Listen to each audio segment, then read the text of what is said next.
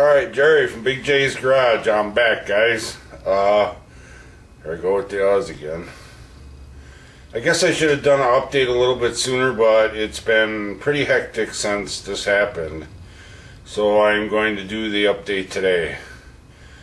I got a new tripod because my old one got smashed, and I actually went one step better. So it's a little bit nicer tripod. The other one was basically a tripod for a camera. This one's for a camera and a camcorder. May seem insignificant, but there was some weird stuff with trying to use that other one, but it's broke anyways. Alright, I'm going to take the camera off the stand here, give you a quick showdown for the bike, and then I'll make that a video.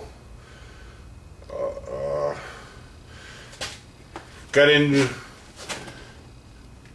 it a little bit with the insurance guy.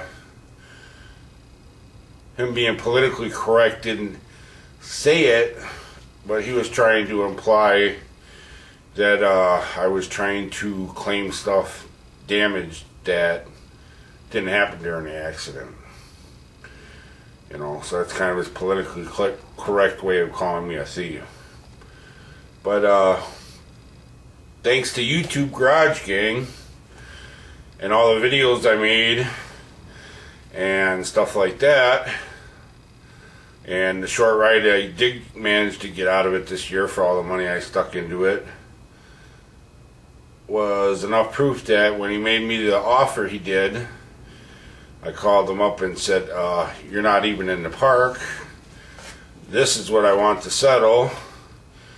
And I said, here's just a couple of videos, and I'm going to have a couple of people that call you that saw the bike just days before it happened. And if you don't want to meet my settlement, then I'll just hire an attorney and we can go settle it in court. And lo and behold, he accepted my number, so I have my settlement from the insurance company. I forget what the actual quote, I have to look over the numbers, was for the damage to the paint, but the paint's going to be the bright side, or the bright spot in this story, and I think I'm going to leave it just there with the paint anyways. So I'm going to take you off of here and give you a quick rundown.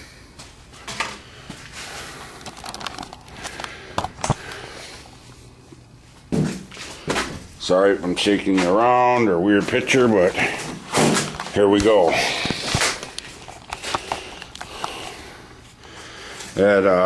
Trying not to shine you directly over there, but see the little yellow stick?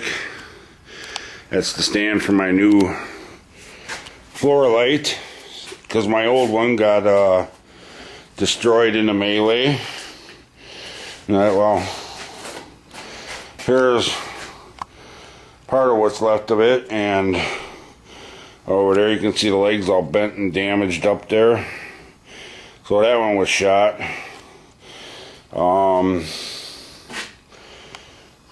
Under there, I know it might be hard to tell, but all that sheet metal under there is bent up. This fender here, you can see how close it is to the, it's actually just about touching the tire, that's got bent. But that ain't the bike. So here we go on the bike. There's the scratches in the front fender, but right here on the tip of my finger there's a dent right there. Pretty good gouges in the paint there. The rotor on this side was bent. There's some pretty nasty gouges in the front rim. That right there got all bent up and banged up and scratched. It wasn't quite as bad as it looked at first. But I mean, just the shock of seeing that happen to my bike was just kind of overwhelming. The worst damage to the bike is actually this tour pack back here. That took the brunt of the impact from the door. And if you can see there, blew that whole corner out. And then,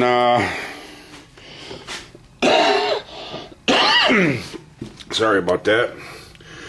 I don't know if you'll be able to see it there,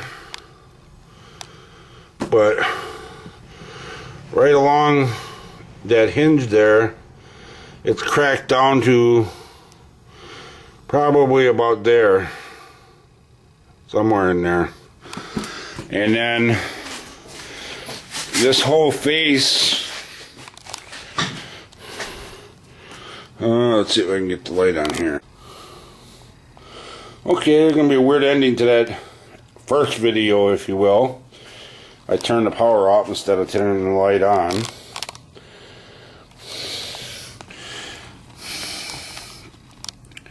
I don't know if you can see it, but right there all the way up, it's split in half. So this box right here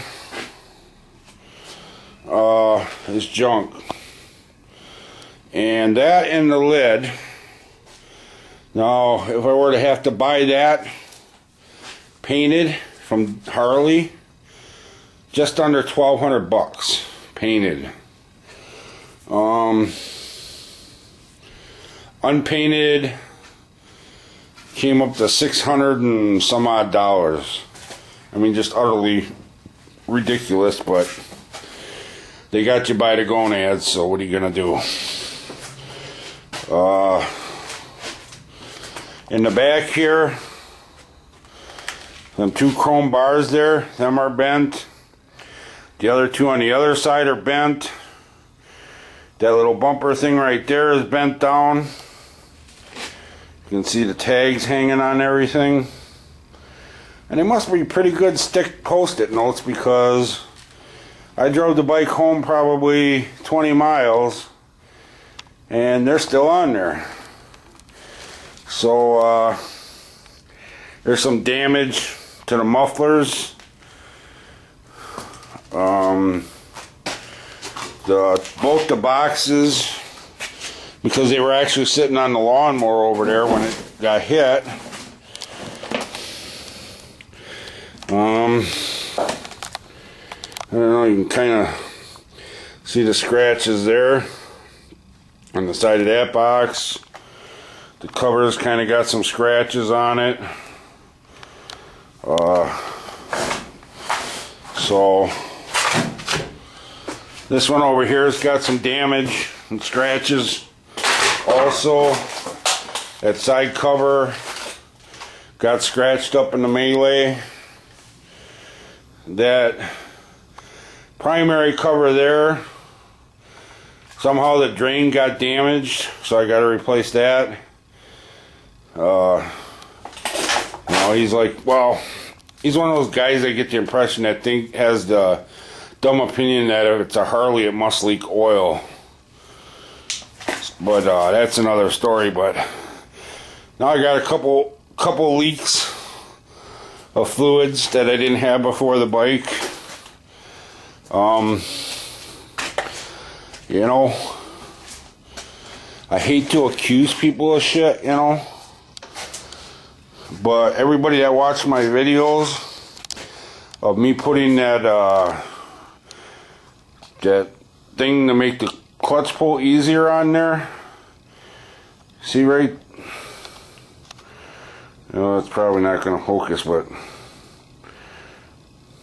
right below that clutch cable, you can kind of see that hole there. Well, that bolt disappeared. The bolt behind that clutch cable is suddenly loose, and there's one even farther down underneath there that's missing. And this was after I got it back from the dealer.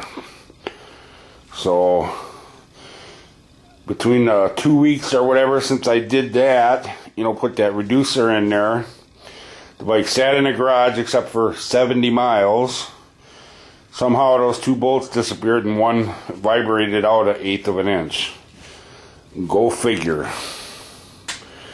I'm just saying, you know. So, like I said, the paint's the real Cinderella of this story. And again, that's just another tease. And I'm going to leave it hanging out there. Maybe I can suck in some new viewers with that tease. But definitely going to be better paint. I'm going to end this one because that'll probably make a pretty long update video already. So we'll call this one done.